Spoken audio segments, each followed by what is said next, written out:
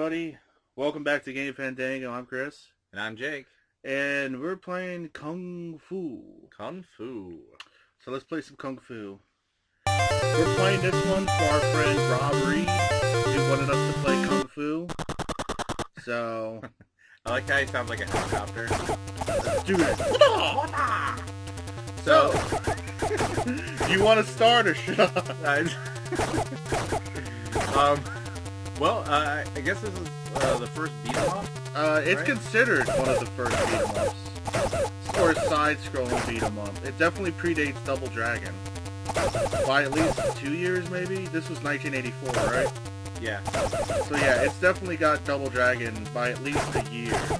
And I know a lot of people think Double Dragon. Yeah, this was a arcade port. The original arcade game was called Kung Fu Masters.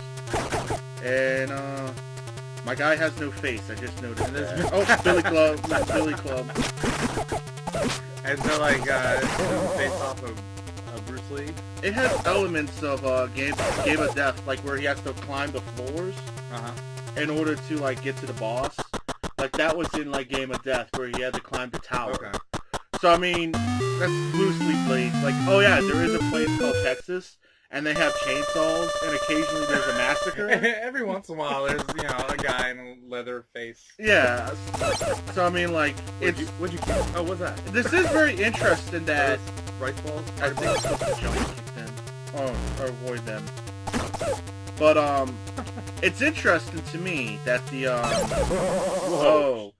that this game actually took us from, right to left, and once we climbed the stairs, we're going left to right. Oh yeah, so it's actually like changing your environment, changing where you are. So I mean, as little as that sounds... Oh god, dragon!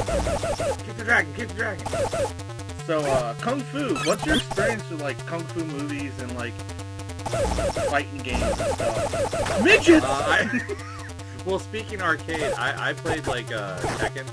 Oh, Tekken, dude, I love Tekken. Yeah, and, like, you know, the really polygonal.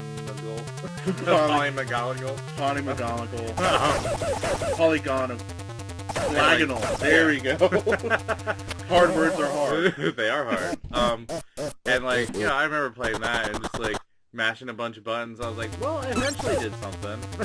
Yeah, uber hard. Yeah, and then, of course, I just saw when we were looking it up online. Somebody did a no-hit run-through in 5 minutes. Really? Yeah. So, here I am saying it's really hard. And there's dudes like, you know, I can play this game in 5 minutes without being touched. Here, you go ahead and give it a shot. Alright, Jake is now playing. A kick? Button 1 is kick, button 2, other button is kick. Alright. So, for being one of the very first Nintendo games, it ages rather well. Like, there's still this really deep, like, level of difficulty to it. Up jumps, by the way. So... I just feel like I just, like, showed somebody something. Jump kick the dude right in the face. Ooh. So, like, your experience with fighting games is like Tekken. Like Tekken, Soul Calibur 2. Oh yeah, Mortal Kombat. Like everybody's played Mortal Kombat. Yeah, you play Mortal Kombat. Didn't necessarily play on the arcade. I played it more like on a home console, and that was always fun because people knew all these secrets. And like I was like, how do you know how to do babyalities and animalities? What did he just do to me? They hold you. But he just held me to death. I would like to say that they do the Yeti. Okay. Was it you and me who were looking at the Yeti? And we figured out... Oh! It was Space Invaders! Remember we watched that movie, Space Invaders? Yeah. Okay, for those of you who don't know, there is a movie called Space Invaders, which Jake absolutely hated. I thought it was fun. I absolutely hated it. It was just different. But anyway, there's... There's a scene in Space Invaders where they're going to like a costume party and they're all dressed up. Yeah. One of them is Hulk Hogan. The other lady is dressed as a mummy, but she's shaking. Oh yeah, shaky. But she's like shaking, like she has some sort of palsy. And it was clicking in my brain like neurons and stuff. And yeah. the Yeti. Yeah. Okay, for those of those who don't know what the Yeti is, pause our video, open up another window, and search for Hulk Hogan versus the Yeti. The Yeti is a mummy. When he told me this, I was like, there's no way you're saying that's real. Because, like, there's no way this movie did an obscure reference to something that's probably obscure. Okay, so... I'm not very good at this game. So, Your turn. Anyway, the Yeti, comma, is the mummy, period. Oh my. Who, for some reason, in WCW's imaginative world of hate that they have in their head, maybe we gotta hit it faster. There we go. You gotta hit it before they get close. Oh, you just gotta go... No, like, once they get on you, it's too late. Like, you gotta... yeah, they claim to be like barnacles. Like, you have to, like, hit them... Anyway, Yeti. Oh, yeah, so, the Yeti comes out, and they're like, it's the Yeti! It's the Yeti! And you're like, that's a mummy. And the Yeti gets into the ring and proceeds to hump Hulk Hogan into submission. I will link this video. I will find a video of it and link it. Because I'm not... You think I'm making it up? Yeah. No, I'm not. I think I remember you showing me that, and I was like...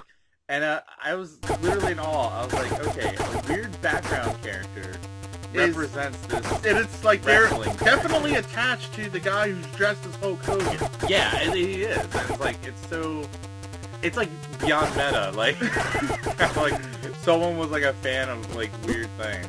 And it's like, did it. Maybe we should sweep him. Sweep the leg, Danielson! No, Danielson didn't sweep the legs. I apologize. That's Cobra Kai. Those dirty guys. Well, so what would be your favorite kung fu-ish movie? Look at him, he's dancing. Well, like, I mean, unfortunately, I haven't really seen like the Bruce Lee movies. I want to because, like, I like what he stands for. Like, he stands for like determination and yeah, like he was just like a hardcore person in general, and I really respect him and. Like, you know, I'd say he's like a role model. But, like, I haven't really watched his stuff, which is, like, sad, I think, you know? But one of my favorite movies is Rush Hour. Jackie Chan. Dude, seriously, that's a good movie. That's a movie. I won't say that's a kung fu movie. Yeah. Jackie Chan. It's kind of like a kung fu slash it's person movie. Well, the funny thing about Jackie Chan is, like, after he got out of doing, like, hardcore kung fu movies, yeah, he actually did movies with like a lot of humor in them. Yeah, like kind of comedy. Yeah, almost what's his face? Buster Keaton style, like slapstick. Yeah, there is a reference for you young kids. Buster Keaton. Look him up. He's pretty awesome. Yeah, like he actually, did all of his own stunts. The big scene that got him famous was there was a scene in Project A. In which he hung out of a clock tower. Right. And he totally was inspired to do that from Buster Keaton. Right. And he actually fell off the clock tower. Like, does he have like a million broken bones? He broke all his bones. Oh, dude, he has a hole in his head. So yes, level 3. You predicted it. No, but like he fell off the watchtower and like bounced on all the awnings, and he hit the ground. Like no pads, no nothing. That's ridiculous. From Mr. X. Help me, Thomas. Well, maybe if he wasn't walking in place, he could get to it. I know. And it's like she was on a balcony. The midgets are holding your legs. Be careful.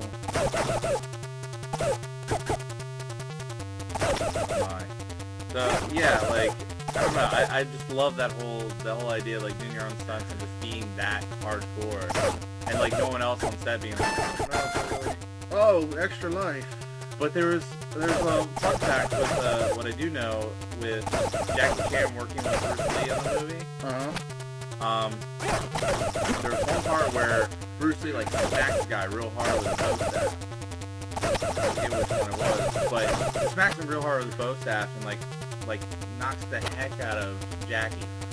And Jackie, like he said he was like okay. Whoa! But Bruce Lee eventually came up to him and like helped him arms. And Jackie Chan, he said like he milked it. He said he was like he's like hey man, if Bruce Lee wants to hold me, Bruce Lee's gonna hold me. Yeah, pretty much. He's like, if you want to hold me, he's gonna hold me. And so he milked it all day. Where Bruce Lee would look at him, and then he'd look like he was hurt, like act like he was like holding his head, and Bruce Lee was like, yeah, you're awesome. Yeah, Jackie. Like, it's like that's such an awesome story. I think it's pretty cool that like Jackie Chan actually worked with like Bruce Lee. I know. And they actually called Jackie Chan. Well, I'll put it to you this way: anybody who was in Kung Fu back in the day was the successor to Bruce Lee. Yeah. I won't even get into the Bruce-exploitation. What about Mr. Norris? Oh, to be honest with you, like Chuck Norris he's a beard. He's a beard. But that's about it. He's just a big, burly, indestructible beard. He's not even indestructible.